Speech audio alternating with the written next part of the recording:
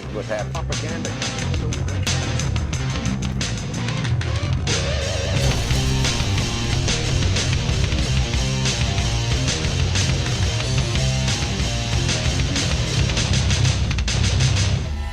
Okay, like I said in the last donation, I'm gonna pick up on Kirstie Alley's comment.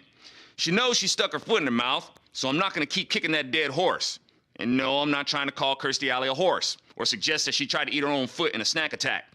But I am going to comment about what she said because a lot of people think like her. So in that sense, I'm speaking to all those who share the sentiments she expressed. And this kind of goes out to all white people. Y'all are gonna have to assume some of the responsibility for racism. Not because it's all your fault, as I doubt any of you have ever owned slaves. And no, I don't think y'all get to benefit from slavery either. Because if y'all did, blacks in Africa would be doing fantastic right now for selling other blacks into slavery in the first place. But let me put it like this, especially the whites who consider themselves Christian. Jesus was sacrificed for what wasn't his fault. He was born with a cross to bear. He was born with a problem to deal with. A problem that wasn't his fault. But he manned up and he dealt with it. And he's not through dealing with it. He started the process as a slaughtered lamb and will end it as a slaughtering lion. But my main point is that white people, you can't escape this. And the more you try, the worse it gets. And many whites have tried to escape this through two main methods. There's the self-effacing method, like what Kirstie Alley represented, and the dismissive method. And they can typically align on specific sides of the political and ideological spectrum. The self-effacing method of escaping typically lies with liberals and Democrats. The white liberal will try to exonerate themselves by indicting all white people to gain acceptance from the wronged, and with that, exempt themselves from the wrath of the wronged. This is cowardly and shallow, because many of the wronged were initially wronged by each other in the first place. Many of the Cushite Africans were sold into slavery, not only by other Cushite Africans, but Muslims too. A religion that American Cushites try to say is the black man's religion, even though Islam is an Arabian-rooted religion, not a Nubian-rooted religion. And what's funny is that Muslims, just like Democrats, have a morbid history of Cushite enslavement, yet both are largely embraced by the black community. Weird, ain't it? Blacks commit more violent crimes against each other more than any other ethnic group in America and celebrate the gangsta thug image, and these offenders are embraced as being authentically black in the black community. Weird, ain't it? So the self-effacing white liberals wants other people to recognize them as better than other white people. They want to be recognized as the good kind of white people. But the thing you white liberals fail to see is that you still think you're better than someone else. You're always trying to be better than someone else. It's one thing to be competitive and being better at demonstrating your skills and character and always trying to improve yourself. But you white liberals just simply think you're better people. That's the thing. And this ain't just me. Malcolm X felt the same way about you. And while you white liberals celebrate what you grossly misunderstand about Malcolm X, you're so full of yourselves that you can't even comprehend the fact that he couldn't stand you. I'm sure if Malcolm X were alive today, he would be deeply saddened by the death of Trayvon, angered even. However, I'm sure even Malcolm X wouldn't have to put on his glasses to see that George Zimmerman isn't white, and that George Zimmerman is a Democrat, a party Malcolm X had deep contempt for. And Malcolm X would be floored to see how people are trying to make Zimmerman out to be white just so they can have a race war for the Democrat Party to reap spoils over. And he would be blood-vomiting disgusted over this so-called new Black Panther Party, because the same mentality of this new Black Panther Party is the same kind of mindset that murdered Malcolm X. Now, I don't agree with everything Malcolm X thought any more than I agree with everything Ronald Reagan thought. But I agree with enough to have great respect for both. But anyway, white people, you can't escape racism. It's gonna have to be fought, and you gotta be careful to not let the race baiters frustrate you into fighting against races instead of fighting against racism. To whites who are dismissive about racism, who are typically conservative, you make the mistake of thinking that we should just ignore them. And you also make the mistake of thinking that we conservatives who are black can say the things that you can't.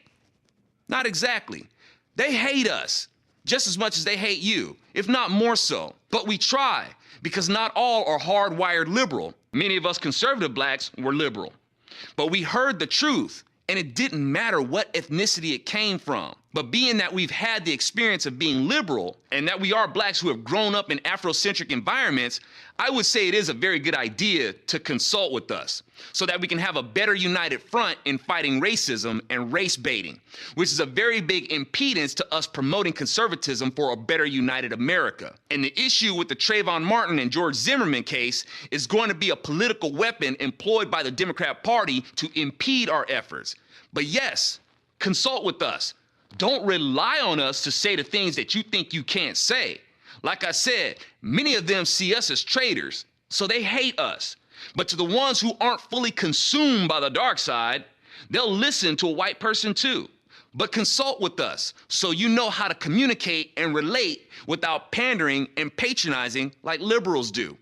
Dig into some Thomas Sowell and Walter E. Williams to get some solid insight on economics so you can say, look around you and edify them as to what dynamics have led to their economic discontent. And from there, you get a foundation that speaks across all color lines and cultures. Of course, you're going to have people who will reject you outright, but you'll be more fortified to have more success with others. People have been led to believe that economics is the main concern and is at the root of all their woes, but really have a profound misunderstanding of what contributes to it, and often demand policies that exacerbate the problem. Smiley talks about profiling and contempt. Tavis, have you ever heard of gangster rap? Have you ever been to the hood? Either you haven't and you don't know what you're talking about, or you have and your deep case of denial keeps you from knowing what you're talking about. Does Tavis not hear the contempt blacks have for each other in their lyrics? In the hood, they don't even waste time profiling. That's why it's called drive-by shooting, not profiling and shooting. But Tavis thinks this can be fixed by removing guns. You can remove the guns. You won't have removed the contempt that they have for each other. The issue is much deeper than guns. But of course, Tavis has a denial that makes him spin like a tornado, and logic gets whisked away like Toto off to the land of Oz. Tavis is a voice for the mob mentality. He's a suit-wearing representative of those who took to the streets and assaulted people like Christian Hartsock. The Democrat Party is still not only a mobocracy, it's a lynch mobocracy. People who vote Democrat vote for a party that was so bad about lynching people that Republicans and the NAACP teamed up to institute anti-lynching laws. And now here it is, the NAACP is loyal to the Democrat Party, the party of the lynch mob, and the Democrat fetish for lynching is rearing its ugly head again, as many of y'all want to send a lynch mob after George Zimmerman. And I know some short-sighted people will say, Zoe, you shouldn't be making this a Republican or Democrat issue. You damn right I'm making this a Republican or Democrat issue, because this is how we reduce the possibility of turning it into a general black versus white war. If the black community is going to be angry at white people, you might want to let them know which white people they should be angry at. And the black community has plenty to be angry about with the Democrat Party. It'll be like turning the werewolves against their vampiric masters. But really, I'm not looking for the black community to turn their anger on white Democrats in violence. I ask simply that you walk away from them and stop relying on their promises that keep you from knowing true prosperity. Their ideas keep you pitted against each other as well as against other Americans. Change this, and you will gain the self-respect and the respect of others that you seem to so desperately want. And you won't have the complex of insisting that a person was shot just because he was black. Not when you know good and well that too many blacks pull the trigger on each other. When blacks stop doing that to each other, and blacks stop making excuses for each other like Tavis Smiley does, then they'll stop feeling like everybody's profiling them. Oh, but I forgot. To do that would be selling out. You feel that all of America should just accept and trust you no matter how you act or no matter what image you project. And that's a sad, selfish, and childish position to hold on to, y'all.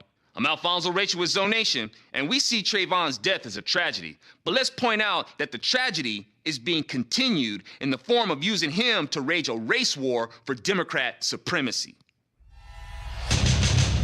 Or suggest that she tried to eat her own foot in a snack attack.